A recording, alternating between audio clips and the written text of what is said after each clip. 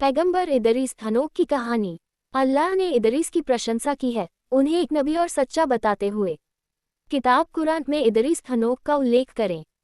वास्तव में वह एक सच्चा आदमी और एक नबी था। हमने उसे एक उच्च स्थान पर रखा। अध्याय शाम के 7:56 कुरान। इदरीस का जन्म और पालन पोषण बैबिलोन में हुआ था, जहां वे पैगंबर आदम व और उनके बेटे सेठ व की शिक्षाओं और धर्म का पालन करते थे। इदरीस पैगंबर आदम की 5वीं पीढ़ी के थे। अबू ज़हर की एक हदीस के अनुसार ये वर्णित है कि इदरीस पर 30 किताबें उतरी और अन्य परंपराओं में कहा गया है कि वह पहले व्यक्ति थे जिन्होंने कलम से लिखना शुरू किया था। इसलिए इदरीस से पहले लेखन अस्तित्व में नहीं था जब तक कि अल्लाह स्वत ने उन्हें लिखना नहीं सिखाया और उन्होंने ही लोगों को लिखना सिखाया। अल्लाह SWT ने इदरीस को गणित और खगोल विज्ञान जैसे विज्ञान के विभिन्न क्षेत्रों में कौशल से सम्मानित किया। पैगंबर इदरीस को मानवीय जरूरतों के उपकरण बनाने में भी माहिर माना जाता है। वह धरती की सभी भाषाओं को जानते थे। वहाब से वर्णित है कि इदरीस एक मजबूत कद काठी वाले व्यक्ति थे, जिनका सीना चौड़ा था। उनके शरीर पर कम और सिर पर ज्यादा बाल थे। उनका एक कान दूसरे से बड़ा था। उनकी छाती पर बहुत कम बाल थे और वे धीमी आवाज में बात करते थे। चलते समय उनके पैर एक दूसरे के करीब आ जाते थे। उन्हें इदरीस के नाम से जाना जाता है क्योंकि वे अल्लाह SWT की महानता और इस्लाम की श्रेष्ठता के बारे में शिक्षा देते थे। जब इदरीस शीत के बाद आए तो वे निश्चित रूप से शासक थे, एक पैगंबर और एक संदेशवाहक और उनके नेता, और उन्होंने अल्लाह के द्वारा अपने कानून का शासन किया और उन्होंने शीत की कुछ शरिया को बदल दिया।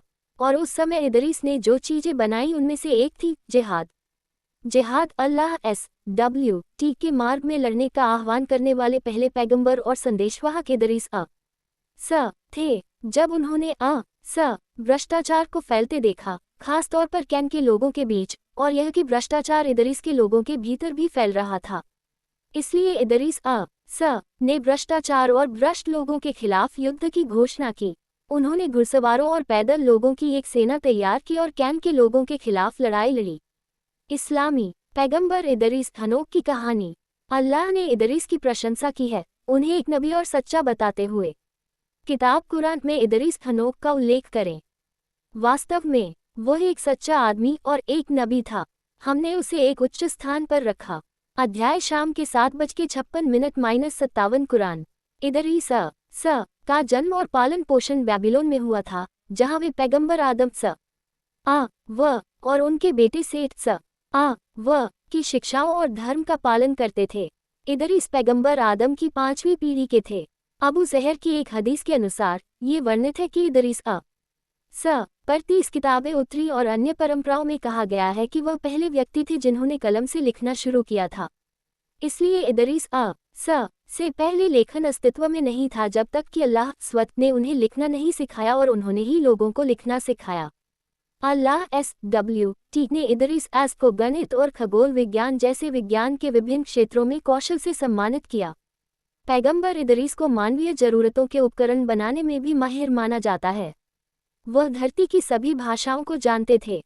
वहाब से वर्णित है कि इदरीस एक मजबूत कद काठी वाले व्यक्ति थे, जिनका सीना चौड़ा था।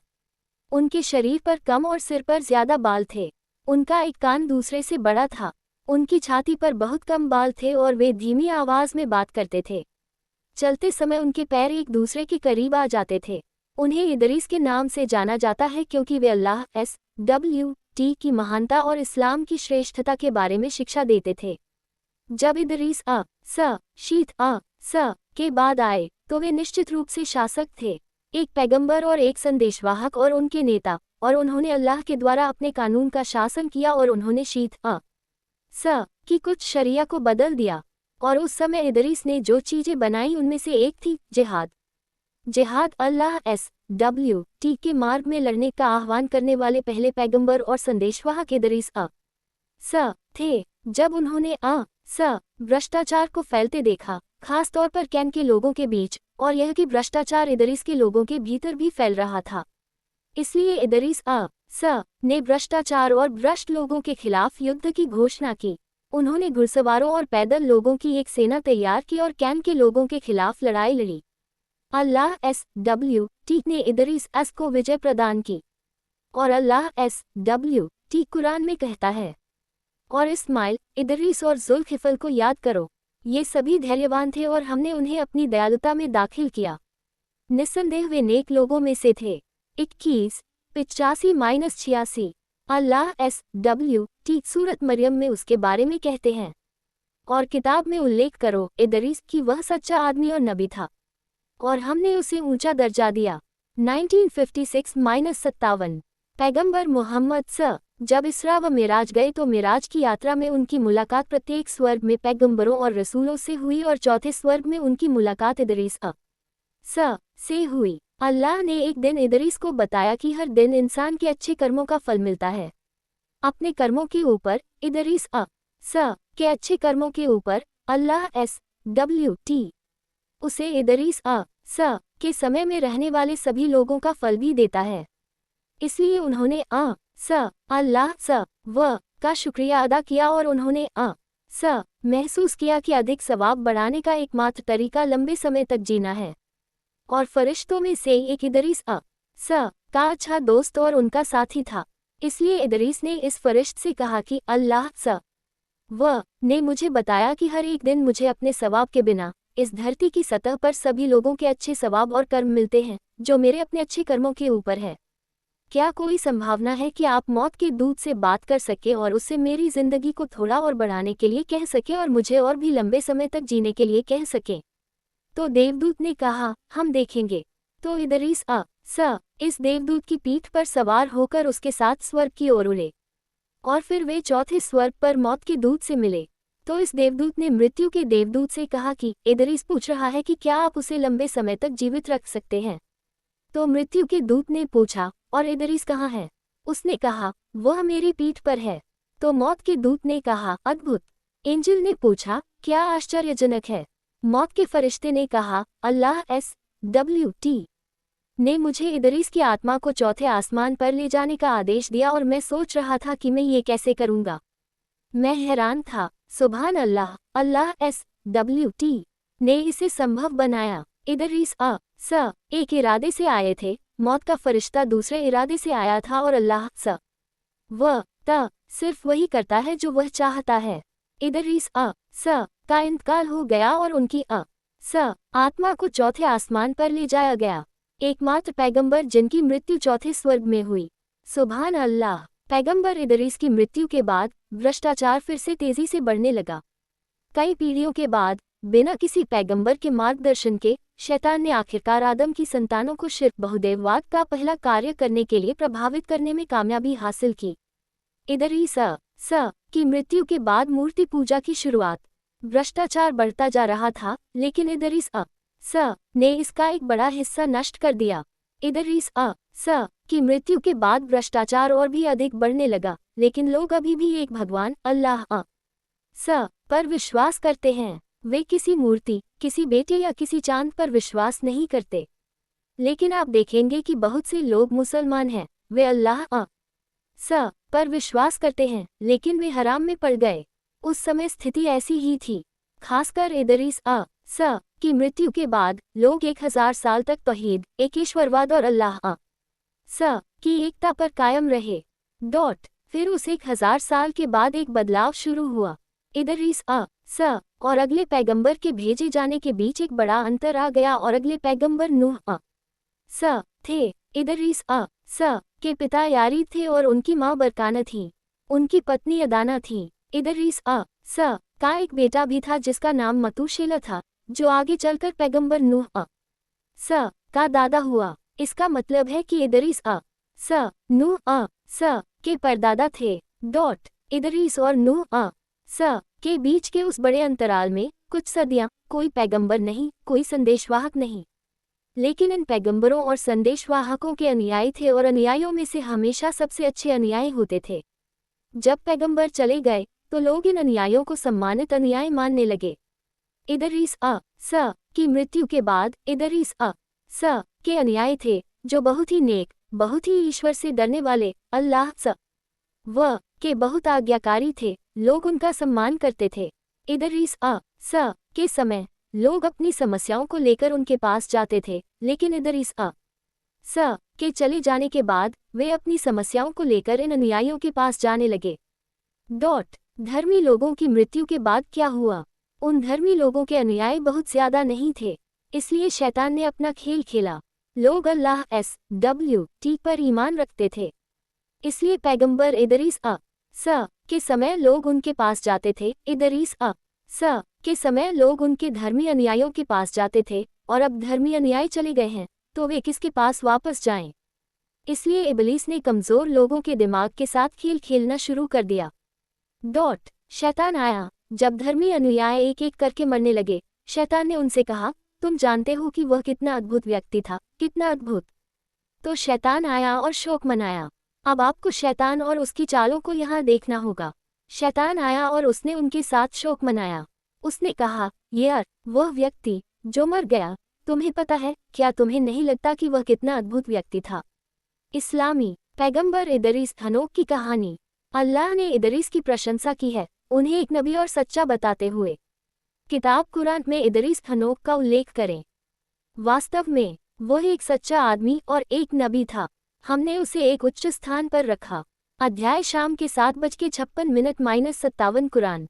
इदरीस का जन्म और पालन पोषण बैबिलोन में हुआ था, जहां वे पैगंबर आदम और उनके बेटे सेठ की शिक्षाओं और धर्म का पालन करते थे। इदरीस पैगंबर आदम की 5वीं पीढ़ी के थे। अबू ज़हर की एक हदीस के अनुसार ये वर्णित है कि इदरीस पर 30 किताबें उतरी और अन्य परंपराओं में कहा गया है कि वह पहले व्यक्ति थे जिन्होंने कलम से लिखना शुरू किया था। इसलिए इदरीस से पहले लेखन अस्तित्व में नहीं था जब तक कि अल्लाह स्वत ने उन्हें लिखना नहीं सिखाया, और उन्होंने ही लोगों को लिखना सिखाया। अल्लाह SWT ने इदरीस को गणित और खगोल विज्ञान जैसे विज्ञान के विभिन्न क्षेत्रों में कौशल से सम्मानित किया। पैगंबर इदरीस को मानवीय जरूरतों के उपकरण बनाने में भी माहिर माना जाता है। वह धरती की सभी भाषाओं को जानते थे। वहाब से वर्णित है कि इदरीस एक मजबूत कद काठी वाले व्यक्ति थे, जिनका सीना चौड़ा था। उनके शरीर पर कम और सिर पर ज्यादा बाल थे। उनका एक कान दूसरे से बड़ा था। उनकी छाती पर बहुत कम बाल थे और वे धीमी आवाज में बात करते थे। चलते समय उनके पैर एक दूसरे के करीब आ जाते थे। उन्हें इदरीस के नाम से जाना जाता है क्योंकि वे अल्लाह SWT की महानता और इस्लाम की श्रेष्ठता के बारे में शिक्षा देते थे। जब इदरीस के बाद आए तो वे निश्चित रूप से शासक थे, एक पैगंबर और एक संदेशवाहक और उनके नेता, और उन्होंने अल्लाह के द्वारा अपने कानून का शासन किया और उन्होंने की कुछ शरिया को बदल दिया। और उस समय इदरीस ने जो चीजें बनाई उनमें से एक थी जिहाद। अल्लाह SWT के मार्ग में लड़ने का आह्वान करने वाले पहले पैगंबर और संदेशवाहक इदरीस थे। जब उन्होंने भ्रष्टाचार को फैलते देखा, खास तौर पर कैन के लोगों के बीच, और यह कि भ्रष्टाचार इदरीस के लोगों के भीतर भी फैल रहा था, इसलिए इदरीस ने भ्रष्टाचार और भ्रष्ट लोगों के खिलाफ युद्ध की घोषणा की। उन्होंने घुड़सवारों और पैदल लोगों की एक सेना तैयार की और कैन के लोगों के खिलाफ लड़ाई लड़ी। अल्लाह SWT ने इदरीस को विजय प्रदान की, और अल्लाह SWT कुरान में कहता है, और इस्माइल, इदरीस और जुल्किफल को याद करो, ये सभी धैर्यवान थे और हमने उन्हें अपनी दयालुता में दाखिल किया। निस्संदेह वे नेक लोगों में से थे। 21:85-86 अल्लाह SWT सूरत मरियम में उसके बारे में कहते हैं, और किताब में उल्लेख करो इदरीस कि वह सच्चा आदमी और नबी था, और हमने उसे ऊंचा दर्जा दिया। 1956-57 पैगंबर मोहम्मद जब इसरा व मिराज गए तो मिराज की यात्रा में उनकी मुलाकात प्रत्येक स्वर्ग में पैगंबरों और रसूलों से हुई, और चौथे स्वर्ग में उनकी मुलाकात इदरीस से हुई। अल्लाह ने एक दिन इदरीस को बताया कि हर दिन इंसान के अच्छे कर्मों का फल मिलता है। अपने कर्मों के ऊपर इदरीस के अच्छे कर्मों के ऊपर अल्लाह SWT उसे इदरीस के समय में रहने वाले सभी लोगों का फल भी देता है। इसलिए उन्होंने अल्लाह का शुक्रिया अदा किया, और उन्होंने महसूस किया कि अधिक सवाब बढ़ाने का एकमात्र तरीका लंबे समय तक जीना है। और फरिश्तों में से एक इदरीस का अच्छा दोस्त और उनका साथी था। इसलिए इदरीस ने इस फरिश्त से कहा कि अल्लाह व ने मुझे बताया कि हर एक दिन मुझे अपने सवाब के बिना इस धरती की सतह पर सभी लोगों के अच्छे सवाब और कर्म मिलते हैं जो मेरे अपने अच्छे कर्मों के ऊपर है। क्या कोई संभावना है कि आप मौत के दूत से बात कर सके और उससे मेरी जिंदगी को थोड़ा और बढ़ाने के लिए कह सके और मुझे और भी लंबे समय तक जीने के लिए कह सके? तो देवदूत ने कहा, हम देखेंगे। तो इदरीस इस देवदूत की पीठ पर सवार होकर उसके साथ स्वर्ग की ओर उड़े और फिर वे चौथे स्वर्ग पर मौत के दूत से मिले। तो इस देवदूत ने मृत्यु के देवदूत से कहा कि इदरीस पूछ रहा है कि क्या आप उसे लंबे समय तक जीवित रख सकते हैं? तो मृत्यु के दूत ने पूछा, और इदरीस कहाँ है? उसने कहा, वह मेरी पीठ पर है। तो मौत के दूत ने कहा, अद्भुत। एंजल ने पूछा, क्या आश्चर्यजनक है? मौत के फरिश्ते ने कहा, अल्लाह SWT ने मुझे इदरीस की आत्मा को चौथे आसमान पर ले जाने का आदेश दिया और मैं सोच रहा था कि मैं ये कैसे करूँगा। मैं हैरान था। सुभान अल्लाह, अल्लाह SWT ने इसे संभव बनाया। इदरीस एक इरादे से आए थे, मौत का फरिश्ता दूसरे इरादे से आया था और अल्लाह सिर्फ वही करता है जो वह चाहता है। इदरीस का इंतकाल हो गया और उनकी आत्मा को चौथे आसमान पर ले जाया गया।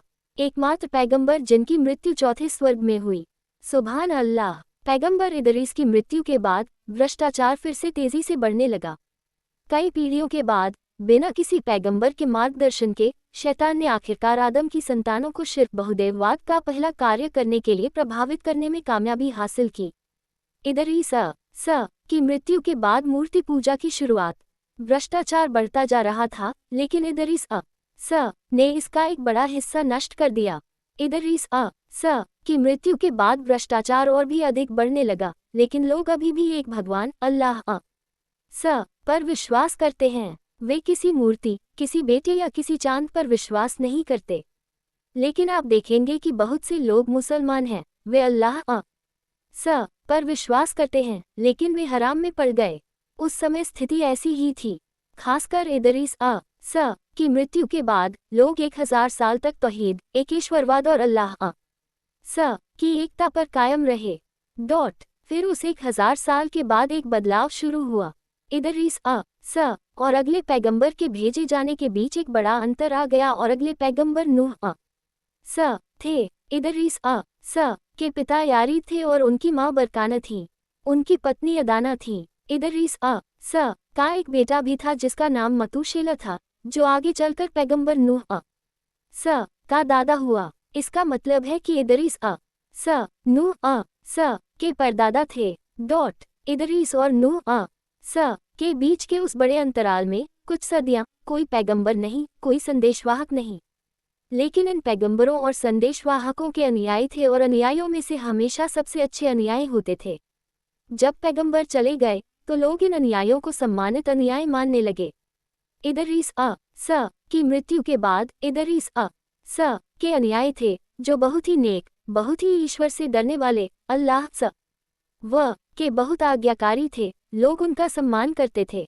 इदरीस के समय लोग अपनी समस्याओं को लेकर उनके पास जाते थे, लेकिन इदरीस के चले जाने के बाद वे अपनी समस्याओं को लेकर इन अनुयायियों के पास जाने लगे। धर्मी लोगों की मृत्यु के बाद क्या हुआ? उन धर्मी लोगों के अनुयायी बहुत ज्यादा नहीं थे, इसलिए शैतान ने अपना खेल खेला। लोग अल्लाह SWT पर ईमान रखते थे, इसलिए पैगंबर इदरीस के समय लोग उनके पास जाते थे। इदरीस के समय लोग उनके धर्मी अनुयायियों के पास जाते थे, और अब धर्मी अनुयायी चले गए हैं तो वे किसके पास वापस जाएं? इसलिए इबलीस ने कमजोर लोगों के दिमाग के साथ खेल खेलना शुरू कर दिया।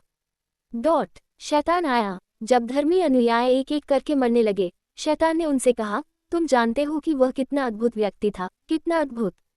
तो शैतान आया और शोक मनाया। अब आपको शैतान और उसकी चालों को यहाँ देखना होगा। शैतान आया और उसने उनके साथ शोक मनाया।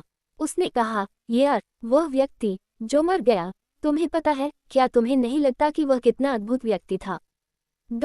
तो शैतान वहाँ है और वह वास्तव में इस आत्मा के लिए शोक मना रहा है जो मर चुकी है। इसलिए वे इस व्यक्ति शैतान को जानने लगे, यह अद्भुत व्यक्ति जो इस अच्छी आत्मा के लिए शोक मना रहा है। फिर क्या होता है कि अगली पीढ़ी मर जाती है तो वही शैतान आता है और कहता है, यार, एक और आत्मा, हमने अभी एक और आत्मा खो दी है, इस धरती पर एक अच्छी आत्मा। धरती पर कितना भ्रष्टाचार है, और जब भी कोई अच्छी आत्मा इस तरह से जाती है और इसी तरह, और वह लोगों को ऐसा महसूस कराता है, वाह, वह एक अच्छा उपदेशक है। अगली बार जब ऐसा फिर से होगा तो उन्होंने कहा, आप जानते हैं हमें क्या करना चाहिए दोस्तों? हमें इस व्यक्ति की याद रखनी चाहिए। तो हम इस व्यक्ति की याद कैसे रखेंगे? अगर हम जल्दी से कुछ ऐसा नहीं बनाते जो इस व्यक्ति की याद दिलाता है तो हम इस अच्छी आत्मा और उसकी शिक्षाओं को बहुत जल्दी भूल जाएंगे। शुरुआती दिनों में वे क्या करते थे? आपने शुरुआती चित्र देखे हैं। दीवारों और गुफाओं और अन्य जगहों पर हिरणों और शेरों और जो कुछ भी था वह उनका स्वभाव था, है न? तो शैतान ने उन्हें जो करने के लिए कहा था वह इस व्यक्ति का एक निश्चित चित्र बनाना था। उन्होंने कहा, देखिए, हमें ऐसा करने की ज़रूरत है, हमें ऐसे अच्छे लोगों को याद रखने और उनका सम्मान करने की ज़रूरत है, हमें ऐसा करने की ज़रूरत है। इसलिए वे आगे बढ़े और उन्होंने ऐसा किया। तो अगली पीढ़ी आए और अब उनके पास एक चित्र है, आप देख रहे हैं। उनके पास कुछ चित्र हैं जो इन पवित्र लोगों के हैं जो गुजर चुके हैं। अगली पीढ़ी से उन्होंने कहा, अरे सुनो युवा लड़कों, तुम्हें पता है तुम जल्द ही मरने वाले हो, है न? तुम मरने वाले हो, तुम्हें अपने बुजुर्गों का सम्मान करना चाहिए, उनका सम्मान करना चाहिए। और तुम उनका सम्मान कैसे करते हो? वहाँ उन नक्काशी को देखो, उन्हें अपना सम्मान दो। तो यह ऐसा है जैसे कि उन्हें देखो, उन्हें दिखाओ कि तुम उन्हें पसंद करते हो। और उन्होंने ऐसा ही किया। जब अगली पीढ़ी आई तो उन्होंने कहा, आप इन आकृतियों के पोते हैं जो चले गए। ओह, आपके परदादा कितने महान थे, आप इन चित्रों को जानते हैं। आपको क्या करना चाहिए? आपको उन्हें ले जाना चाहिए और हमें और अधिक सम्मान देना चाहिए। इन सिरों के आकार के पत्थरों को उकेर कर उनका सम्मान करें। तो उन्होंने ऐसा किया क्योंकि यह एक सम्मान था। अगली पीढ़ी आई, शैतान ने कहा, बस अपना सिर नीचे झुकाओ, बस इतना ही करो, बस अपना सिर नीचे झुकाओ। तो उन्होंने वैसा ही किया। अगली पीढ़ी आए, उसने कहा, ये वे चीज़ें हैं जो तुम्हें जीवन, रोटी और वह सब कुछ देती हैं जो तुम्हारे पास है। क्या तुम्हें इसका एहसास नहीं है? क्या तुमने अपने पूर्वजों को नहीं देखा जो ऐसा करते थे, सिर झुकाते थे? अच्छा, तुम्हें ज़मीन पर लेट जाना चाहिए और उन चीज़ों को सजदा करना चाहिए। तो उन्होंने वैसा ही किया। अगली पीढ़ी को उसने मूर्ख बना दिया है। वह उनसे कहता है, देखो, वे भगवान हैं। इन लोगों की मानसिकता कैसी है कि वे ऐसी चीज़ों पर विश्वास करने लगे हैं जो अस्तित्व में ही नहीं हैं।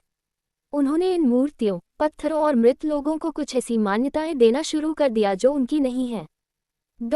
तो उन्होंने कहना शुरू कर दिया कि यही वह है जो हमें बारिश देता है, यही वह है जो हमें बच्चे देता है, और यही वह है जो हमें यह और वह देता है। इसलिए उन्होंने ये मान्यताएं बनानी शुरू कर दी। तो अंत में अल्लाह SWT ने नूह को भेजा। नूह को किससे निपटना था? वह बहुत ही जिद्दी लोगों से निपट रहे थे। पैगंबर इदरीस की बुद्धिमानी भरी बातें। इदरीस की कुछ बुद्धिमानी भरी बातें इस प्रकार हैं। वह व्यक्ति खुश है जो अपने कर्मों को देखता है और उन्हें अपने रब के सामने दलीलकर्ता बनाता है। अल्लाह के उपकारों के लिए उससे बेहतर आभार कोई नहीं दिखा सकता जो उन्हें दूसरों के साथ साझा करता है। लोगों के पास जो कुछ है उसके लिए उनसे ईर्ष्या न करें क्योंकि वे केवल थोड़े समय के लिए इसका आनंद लेंगे। जो व्यक्ति अति करता है उसे इससे कोई लाभ नहीं होगा। जीवन का वास्तविक आनंद ज्ञान प्राप्त करना है।